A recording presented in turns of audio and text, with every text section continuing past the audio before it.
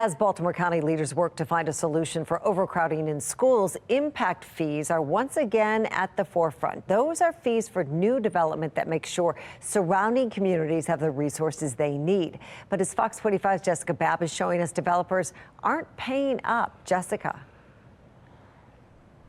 Well, when there's new development, that means there's more people in a community. These fees help to make sure there's infrastructure like roads, schools, and sewage to support them. But last year, the county didn't collect any of these fees from developers.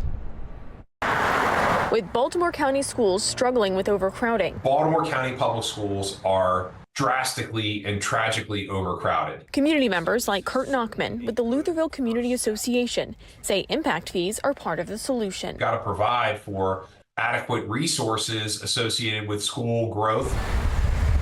Put simply, it's a fee for new development. An impact fee pays for things like schools and roads that are burdened by the new development. But it's a fee that isn't actually being collected. Growth does not pay for itself, and when we don't charge developers for the impact their projects have, ultimately those costs are absorbed by the taxpayers. Last year, in 2023, a county spokesperson says a grand total of $0 were collected. While they did collect just under $14,000 in 2022, in 2021, the county also didn't collect any of these fees. It's not surprising that we haven't received that much impact fees because we're really not building that much. Baltimore County Councilmember David Marks says when he worked to pass legislation 5 years ago, the bill got watered down, allowing developers to get exemptions from paying this fee. A sentiment echoed by Councilmember Wade Catch, who says with a number of developer-friendly loopholes, the bill is, quote, useless. I think there's a sense of fairness.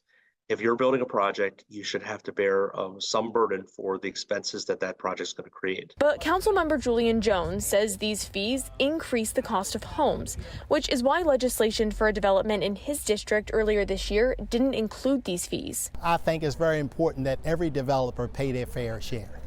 And I think it's also very important that we produce quality, affordable homes for people to purchase. And those are sometimes factors that we have to take into consideration. But if the county's not collecting any of the impact fees, are developers actually paying their fair share?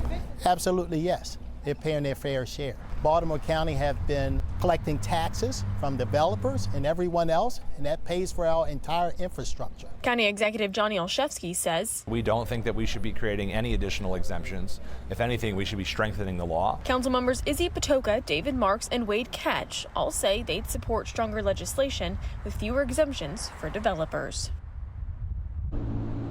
And I did ask Councilman Julian Jones. He said he would consider stronger legislation. I also reached out to the other council members, but as of news time, have yet to hear back. Live in Towson, Jessica Babb, Fox 45 News. I'm Mary Bubala. Thank you for watching. Here's another video for you to watch. Also take some time to subscribe to our YouTube channel.